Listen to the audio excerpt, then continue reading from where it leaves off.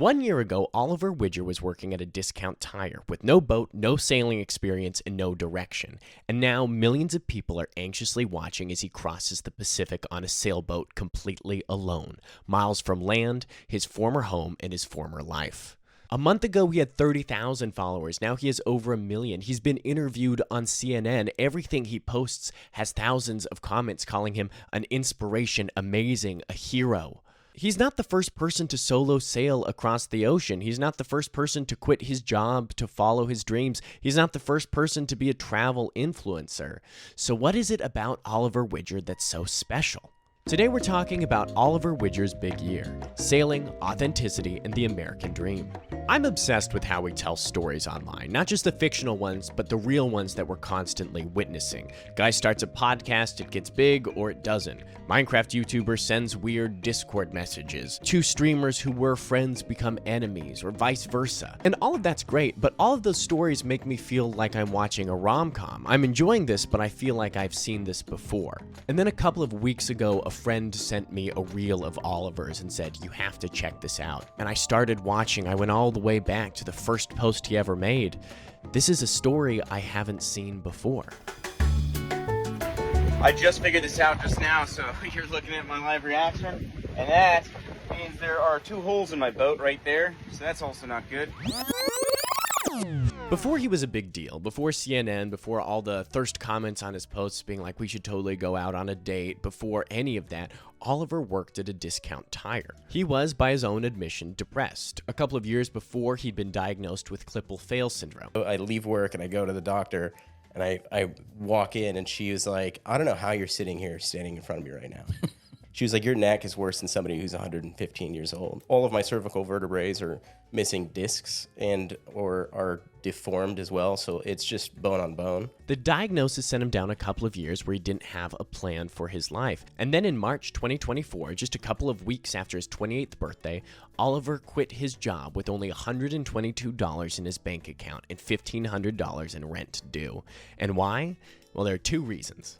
The first was an interaction that he'd had a couple of days prior. I said, "Oh, you sail?" And he was like, "Yeah, I actually used to build boats." I was like, "Oh, that's super cool, man. My dream is to sail around the world." And and this guy's like 90 years old, and he stops and he looks at me and goes, "Oh, well, what are you doing here?" And I was like, "Oh, dude, I don't know." The second reason was that he'd made a TikTok. I work a corporate job at a tire shop. I absolutely hate this life, this kind of life, this lifestyle. Yeah, I'm gonna buy a sailboat and I'm going to sail around the world. I mean, it's a relatable premise. Somebody hates their job, hates their life, hates the rat race, decides that they want to make a change. But it's also not that different than the thousands of other TikToks people make on a daily basis about how they hate their job. It's something like only 51% of Americans are satisfied with the job that they're currently working at. And saying you're going to quit your job is kind of like a nothing thing. Like, I told everyone at my last job that I was going to quit basically every day for a full year, and then I didn't. The only reason I got out of that job is because the restaurant that I worked at closed. But not Oliver. And was it because he's a stronger, more motivated person than I am? For sure, 100%. But it's also because he didn't know how TikTok worked. And instead of saving it as a draft, he posted it. And he had contact sync enabled. And guess who saw it? Everyone. One of the texts comes up to me, he goes, "So when are you buying that boat?" He's like, "Your TikTok. I saw your TikTok." I was like, "What fucking TikTok?" And then all of a sudden it clicked, and I was like, "Oh, shit." So I called my boss. I was like, "So have you seen the video?" He's like, "Everyone's seen the video." And I was like, "Am I fired?" And he was like, "Well, we'll get back, just go back to work, and we'll get back to you at the end of the day and let you know what we decide to do." And I was like, "Oh, fucking make it easy for you." Click, and I just left. And I think in that situation, a lot of people would quit and then, kind of take the lick. You don't have any money in your bank account, apply to a new job, and then in the summer you rent a boat and be like, "I'm getting the experience I need so that one day I can sail." But not Oliver. Oliver commits. He doubles down. Instead of hopping into a new job immediately, he starts donating plasma. He sells his dream car. He liquidates his 401k. Just looking to do a withdrawal. Sure, I can definitely help you with that. And then what were you hoping to do a withdrawal for? What would be the amount? The total amount. Alrighty. He means it. He tours boats, he puts in offers, he gets denied. And finally, after liquidating everything that he owns, selling everything in his apartment other than his beloved cat, getting a new job just to stay afloat, finally an offer is accepted. On May 20th, 2024, less than 2 months after his initial post, Oliver moves on to his boat with one goal in mind: to sail to Hawaii. Now, a couple of things before we continue. First off, Oliver does not know how to sail. Don't know how to sail, don't know how to do any of that stuff. And then I'm going to just figure it out. Second off, the boat needs a lot of work before it becomes seaworthy. And third off, and I say this as nicely as possible, nobody is watching these videos. It's not like one of those stories where somebody gets a huge validation boost and they decide to follow their dreams because 1 million people saw their post and loved it.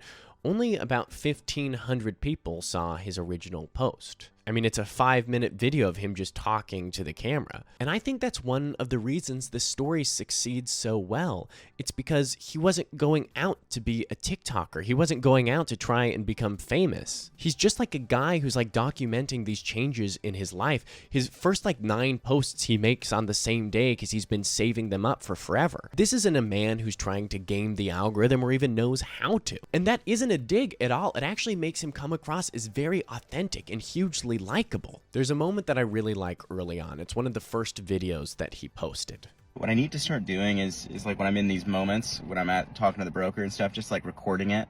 But it's being that guy would be super uncomfortable. He feels awkward filming it. You know, in order to have good quality content, I've got to be able to catch those moments.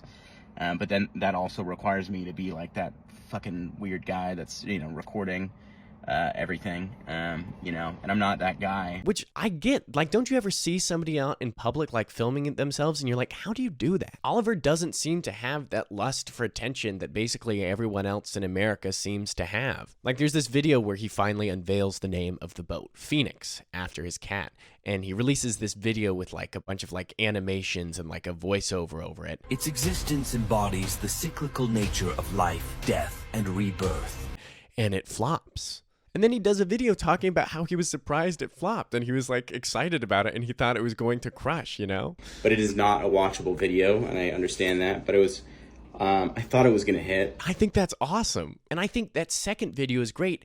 It shows a level of amateurness that I think inherently implies authenticity and earnestness. He's not yet fluent enough in the language of the internet to obfuscate what he's actually feeling and trying to do. He just comes across as really likable. And immediately after moving onto the boat, his life changes dramatically. I mean, how could it not? He makes new friends. He has to spend all of his time refitting and redoing stuff on the boat to make it seaworthy by himself. And Oliver is learning how to sail. He has ups and downs. His goal is to go from Oregon to Hawaii, but part of the negotiations for buying his boat was literally a discounted rate at a boating school. The first time he takes a trip out by himself, it goes bad. When I was in the middle of the river with a crazy current with 20 knots of wind and I couldn't start my engine. It got pretty intense. And this is a huge part of his success online too, I think. I've noticed a lot more content in the past couple of years that's sort of behind the scenes of different crafts. Modern audiences are just as fascinated by the process as they are by the product, maybe even more so. We don't want to watch somebody sail, we want to watch somebody learn how to sail. Or like this guy who moves to LA and he quits his job and he's trying to become an actor and he's follow along for the journey. Or all the thousands of people making beats in FL Studio. You might like the music, but the process of making it is just as interesting. We're like those tech bros who post themselves sleeping on the floor in San Francisco and they're follow along for the journey, be here from day one. The quest to become great at chess, I can think of so many examples. Mastery is interesting, but as we move away from long-form fiction storytelling online, the stories that the internet emphasizes are about the creators themselves. I like Smosh, but the most interesting story that Smosh has ever told is Courtney and Shane. I don't know how to sail, I'm not interested in sailing, but I like watching somebody else learn how to do it. And another one of the challenges he faces is that he can't actually sail it that much because he's too busy spending hundreds of hours fixing the boat up, preparing it. The last owner hadn't outfitted it to be able to make it for weeks at a time in the ocean without being hooked up to anything. And Oliver doesn't have that much money, so he's got to do all of these repairs by himself. And also, he's losing money. A lot of the videos at this point are discussions about his finances. I've got $14 in my bank account and an empty gas tank. Which I think is interesting because I think a lot of travel influencers somehow manage to gloss over that. You know those like posts you see online where it's like, society told me to get a 9 to 5, but I couldn't imagine life trapped in a box. I just had to see the world instead. They treat it like traveling on a budget is easy, and it is easy to travel on a budget when the budget is generational wealth. Thanks, Mom and Dad. Thailand was great. But Oliver doesn't shy away from talking about it, and by the end of the year, his videos still aren't necessarily crushing it. That's not bringing in any revenue. I think he only hits 1,000 followers on Instagram in September, and that had been 5 months of posting over and over again and again, and instead of being annoyed, he seems really genuinely grateful.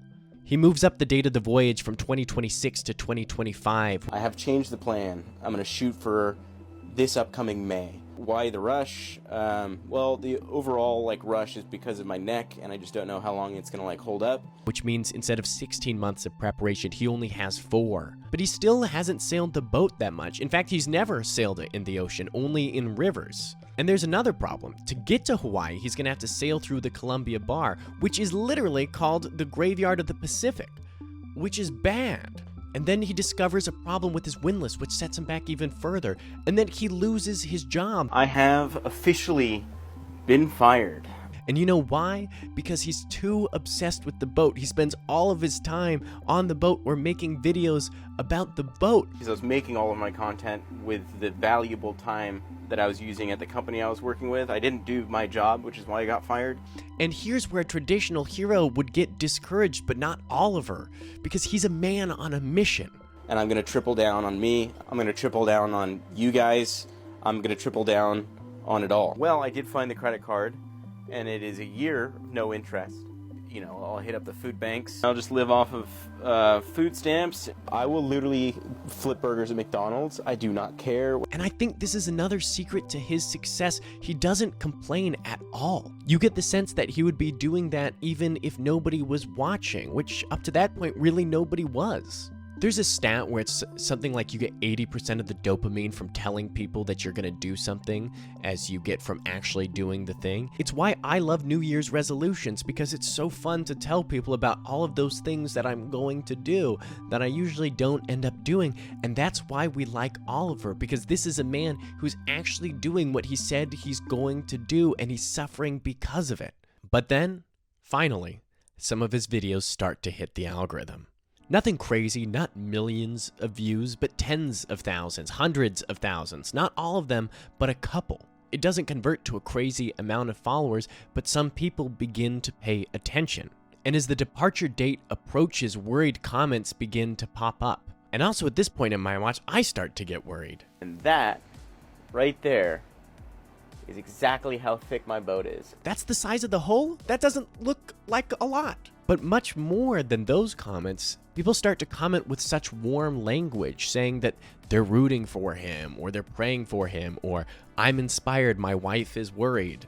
There's something about Oliver's experience, his authenticity, his passion, his excitement that audiences really connect with. And not just in a, I'm gonna scroll and give it a like, but I think in a rare way online where people feel like there's something they can take from it that's real. And that's why in early February, even though his follower count isn't super high, some people start donating to his GoFundMe. He doesn't tell people about it, he doesn't push people to it, it's just hidden away in one of his links. I had a bunch of people donate some money to it, and that is, I'm incredibly grateful. I don't know really how to express. So many of you guys want me to have Starlink. The plan was not to get Starlink because it was just outside of the budget. But yeah, I got Starlink, so that is sweet. And so I'll be able to upload videos and stuff real time when I cross the Pacific Ocean. But as the deadline approaches, you can start to see the seams a little bit. He celebrates his 29th birthday, and the isolation and intense work on the boat begin to get to him. Am I worried about sailing alone in complete isolation for potentially 30 days? Let me make something very clear. I have been in complete isolation for the last 4 months. I haven't seen my friends, I haven't seen my family, I haven't seen my neighbor. I have done nothing but wake up and work on this boat, rinse and repeat for 4 months straight. Quite frankly, I'll be surprised if I don't lose my mind before I leave to go to Hawaii. He hasn't seen anyone in forever. He's locked in. Everyone's nervously excited and fearful. All of the comments are like, what are you going to do if there are pirates? Are you sure you don't want to bring anyone else with you? I'll be praying for you. Am I ready? And the short answer to that is no. I don't think anyone's ever ready to cross an ocean. He checks the weather incessantly. He finally hits 30,000 followers. He hosts a little meet and greet, a bon voyage, and then nothing. See, one of the things that happens when you're sailing a boat and you're in a precarious or dangerous situation is you don't have time to film. You don't have time to live stream because you're too busy sailing your boat through the graveyard of the Pacific. And then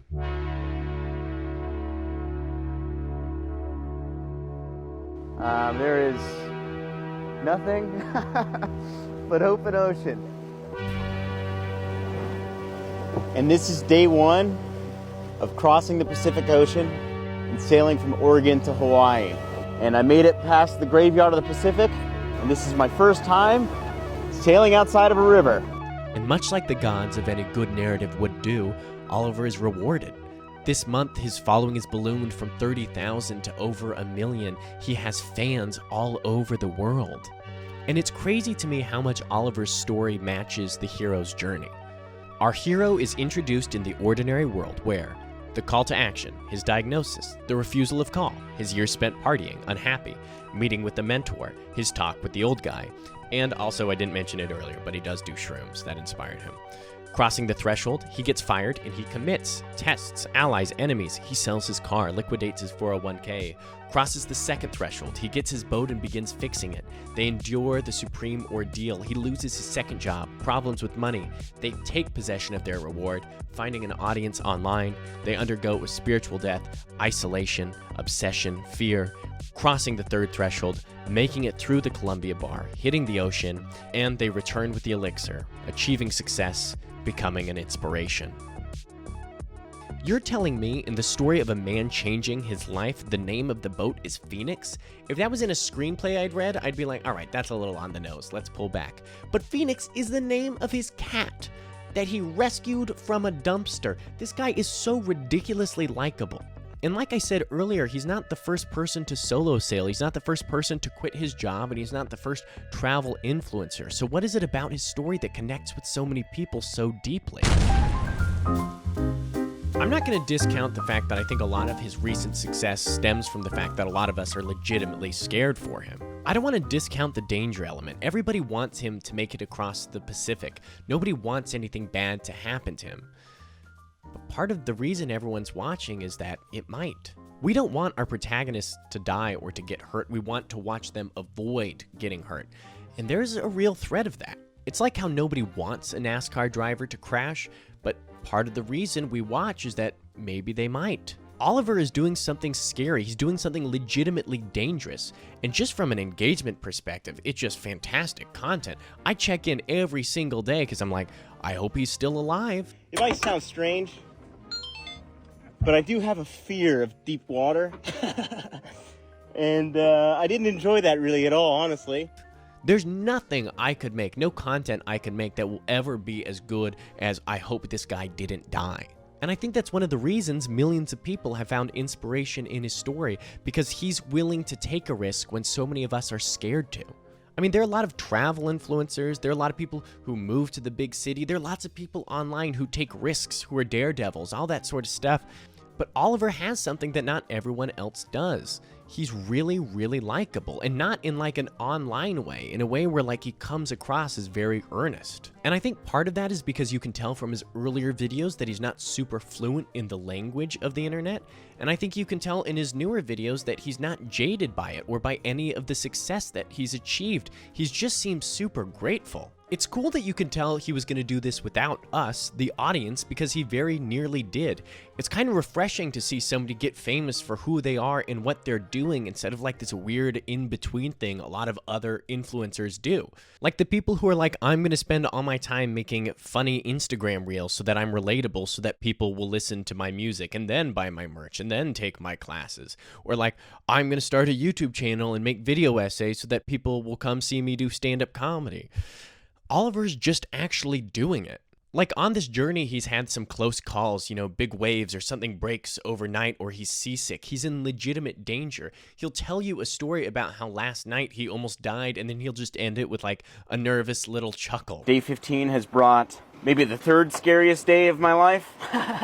I think going through his early work is a really great opportunity to watch somebody's voice develop. Remember, the format of the things that you create says just as much about you as the actual words that you are saying. Are you using a lot of sound effects, snap cuts? Do you look directly into the audience? Is there a filter? All of that means something. One of the things I'm always proselytizing about is to start making what you want now. There's no time to delay because you don't know what works for you and your style until it's in front of an audience. Oliver didn't get a significant following until he'd already been posting for a year, and I promise you, I quit my job and liquidated my 401k to sail around the world is a much more interesting pitch than whatever it is that you're scared to share right now. If he'd waited till his boat was done to start posting videos, he might not have the media savvy and the skills to make stuff that actually connects with an audience, but he does now.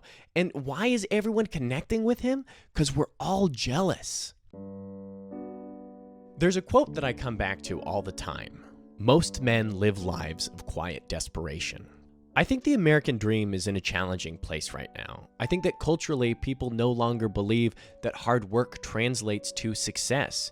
Working 40 hours a week no longer feels like a guarantee of a white picket fence and a partner and children. Everyone is disillusioned, and yet we still participate. I mean, even if you do have a good job and you get all of that, that's not a guarantee of happiness. There's like an entire genre of films about people who have all of that and are still unhappy.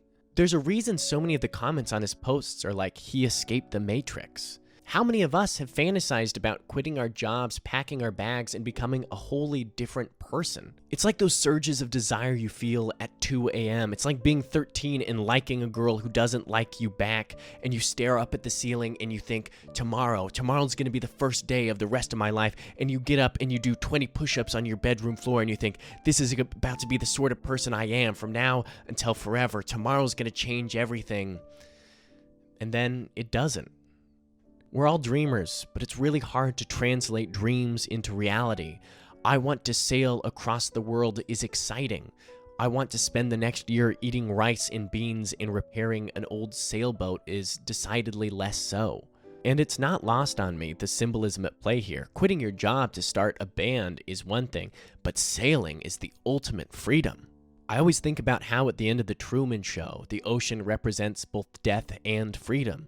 The iconic image of the Truman Show in my mind is of him sailing with the hat on, looking up towards the horizon at possibilities. I always come back to the Aesop's fable about the fox and the grapes because we're all so scared that we can't get the grapes that we preemptively tell ourselves that we don't want them, that the risk of jumping for them isn't worth it. And I think the excitement around Oliver's story is testament to the rarity of which we see people actually following through and doing what they say they want to. We live vicariously through a man sailing alone in a boat that he outfitted by himself, and we wish that maybe that could be us. And it can be. The final step in the hero's journey is the hero returns with the elixir, a boon or treasure to benefit the ordinary world. And I think that the elixir that Oliver is offering the world is inspiration and perspective. Like, I can say I had a really hard time making this video because it's hard to be like, oh, writing is challenging, I deserve a break, when you're spending the entire time watching videos of a guy sailing across the Pacific with 75 miles of nautical experience under his belt. I watch this and I'm inspired not because I want to sail, but because I want to do the sort of things that I say that I'm going to do. You don't have to quit your job and sell everything that you own, but I think picking up that guitar that you're scared to play, or finally applying for that promotion, or sharing your writing with somebody, or asking somebody out, those are all things within our grasp that we say that we want, yet we often are too scared to do it. When Oliver made it past the Columbia Bar and finally made it into the ocean, he made this long, really nice post, and the best part of it was just this: I already won because I found the courage to try, which is a crazy hard line to drop right before doing the scariest part. There are decades where nothing happens, and there are weeks where decades happen. Now, Lenin, of course, was referring to world events, but I kind of think it's the same with personal growth. Progress isn't linear. I think what I find coolest about this is even before all of the sailing, we witness somebody go through legitimate, profound change in a year. something that all of us wish that we could do. It's very different than other travel influencers where you can tell that they can go back to their old world of their parents' nice homes or the brand deals that they have anytime that they want. The travel that to me just reads as like a why. There's a really nice quote that I like from Seneca. What good does it do you to go overseas, to move from city to city? If you really want to escape the things that harass you, what you are needing is not to be in a different place, but to be a different person. Suppose you've arrived in Athens, or suppose it's Rhodes. What difference does it make? You'll only be importing your own with you. That's one of the things that bores me so much about travel influencers. They go to nice places, they dress nice, they meet nice people, but there's no storytelling there. It's not traveling, it's locations. Remember, nobody wants to be told a story in 2025. We want to witness one. And we just did. The genesis of a new person is fascinating to watch, and it just so happened to work out in such a way that it's just great storytelling. I love that Oliver had to change himself. I love that he had to quit his job because of a rant that he made. I love that he had to donate plasma and he had to liquidate his 401k and sell his dream car. I love that he had to face setback after setback. That's what good storytelling looks like. To gain something, to change who you are, you have to sacrifice who you used to be. There is nothing but open ocean and a beautiful sunset. I did it! I did it!